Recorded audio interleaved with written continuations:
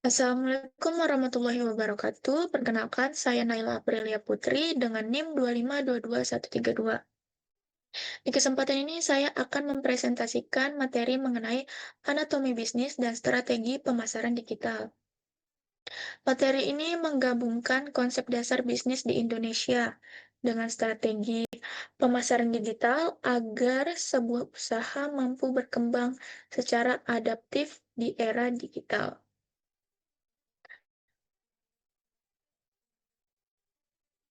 Untuk tujuan presentasinya, tujuan dari pembahasan ini adalah memahami bentuk-bentuk usaha, bentuk-bentuk badan usaha di Indonesia, serta strategi pemasaran digital melalui media sosial.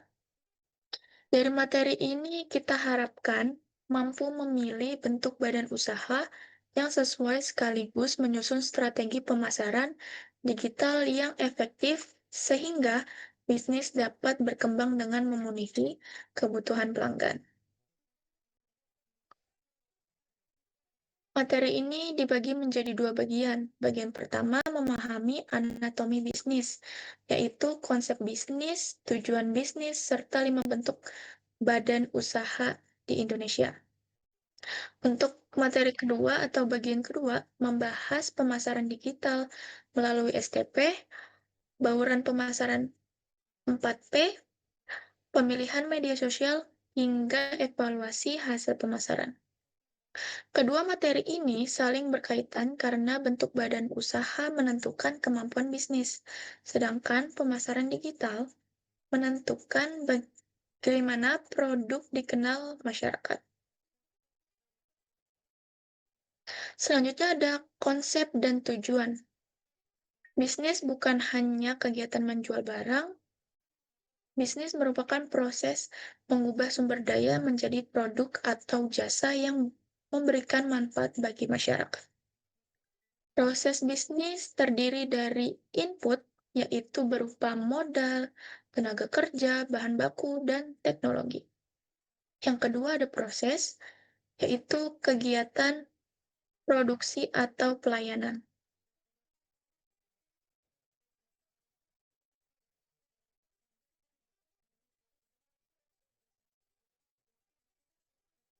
Selanjutnya ada output, berupa barang atau jasa yang digunakan konsumen.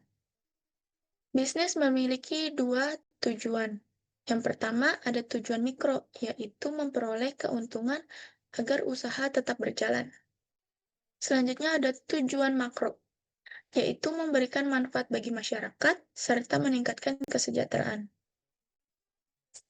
Selanjutnya ada 5 bentuk badan usaha. Yang pertama ada perorangan. Perorangan itu dimiliki oleh satu orang atau mudah didirikan.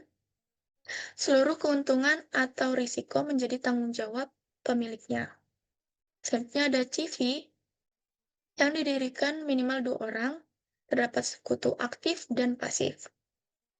Cocok untuk usaha yang membutuhkan tambahan modal. Selanjutnya ada PT. Modal berasal dari saham, tanggung jawab pemilik terbatas pada modal yang disetor. Cocok untuk perusahaan besar. Selanjutnya ada koperasi, dimiliki para anggota. Bertujuan meningkatkan kesejahteraan bersama. Yang terakhir ada BUMN, dimiliki oleh pemerintah bergerak pada sektor yang penting bagi masyarakat. Jadi, kesimpulannya, tidak ada bentuk usaha yang paling baik, pemilihnya harus disesuaikan dengan kebutuhan dan tujuan bisnis. Selanjutnya ada evaluasi dan evolusi pemasaran digital.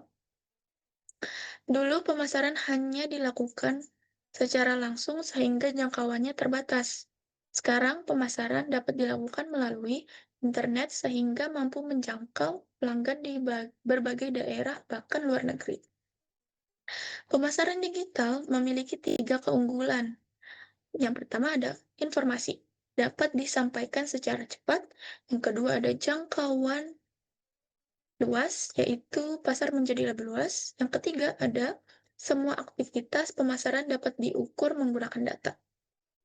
Contohnya seperti pemilik toko dapat mengetahui jumlah orang yang melihat iklan, memberikan komentar, hingga melakukan pembelian. Selanjutnya ada STP P4 dan platform. Yang S, segmentasi, mengelompokkan konsumen berdasarkan usia, lokasi, minat, maupun perilaku. Yang kedua ada targeting, menentukan kelompok konsumen yang paling potensial. Yang terakhir ada posisi, membuat citra produk agar berbeda dari pesaing. Untuk 4P, yaitu ada produk. Produk itu yang sesuai kebutuhan pelanggan. Yang kedua ada harga, yang sesuai daya beli konsumen. Yang ketiga ada place atau media penjualan seperti marketplace atau website. Yang terakhir ada promosi, menggunakan media sosial atau iklan digital. Platformnya bisa menggunakan Instagram untuk membangun branding, TikTok untuk menjangkau lebih banyak orang melalui video pendek. Selanjutnya ada untuk Shopee. Shopee untuk meningkatkan penjualan secara langsung. Selanjutnya ada integrasi materi. Slide ini merupakan inti dari seluruh pembahasan. Tahapan bisnis dimulai dari memilih bentuk badan usaha. Yang kedua, menentukan target pasar, menggunakan STP. Yang ketiga, menyusun strategi pemasaran melalui P4. Yang terakhir, mengevaluasi hasil pemasaran menggunakan data. Artinya, bisnis yang baik harus memiliki dasar hukum yang jelas, sekaligus strategi pemasaran yang tepat. Selanjutnya ada studi kasus UMKM, warungnya Kopi Pak Budi. Kasus yang dibahas adalah warung kopi Pak Budi. Usaha ini awalnya berbentuk usaha perorangan. Karena permintaan semakin meningkat, Pak Budi mengalami beberapa kendala. Modalnya terbatas, produk belum mampu memenuhi permintaan, promosi media sosial belum terarah. Target pasarnya adalah mahasiswa dan Gen Z. Jadi kita analisis kasusnya. Berdasarkan teori, warung Pak Budi sebaiknya mulai mempertimbangkan berubah menjadi CV.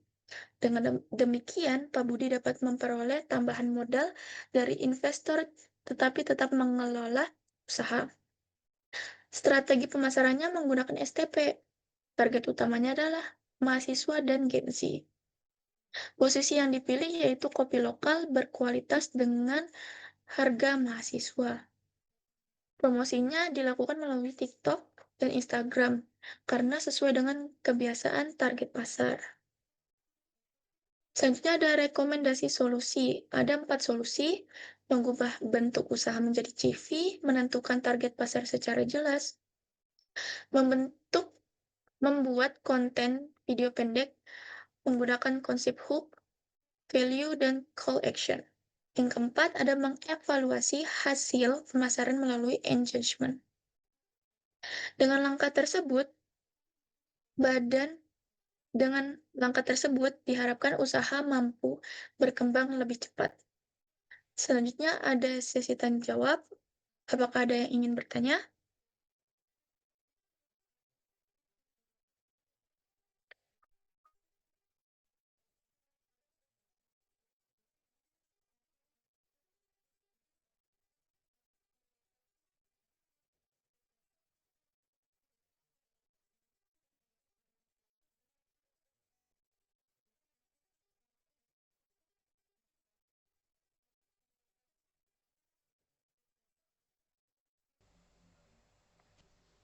Saya ingin bertanya, sebelumnya perkenalkan saya Shalomita Blesti dengan NIM 2522018.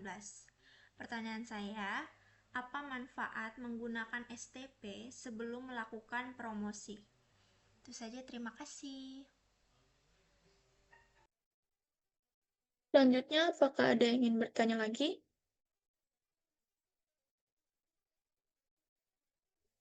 Perkenalkan, nama saya Bunga Desti dengan NIM 2522. Saya ingin bertanya, mengapa Pak Budi lebih disarankan menjadi CV daripada PT? Terima kasih. Jadi, saya akan menjawab pertanyaan dari Shalomita. Apa manfaat menggunakan STP sebelum melakukan promosi? STP membantu bisnis memahami siapa target konsumennya, sehingga promosi menjadi lebih tepat sasaran, biaya pemasaran lebih efisien, dan peluang penjualan meningkat. Untuk pertanyaan Bunga Desti, mengapa Pak Budi lebih disarankan menjadi CV daripada PT? Karena usaha Pak Budi masih dalam tahap berkembang. CV lebih mudah didirikan, membutuhkan biaya lebih rendah, dan tetap memungkinkan memperoleh tambahan modal dari sekutu pasif. Jika usaha semakin besar, barulah dapat dipertimbangkan menjadi PT. Apakah sudah terjawab?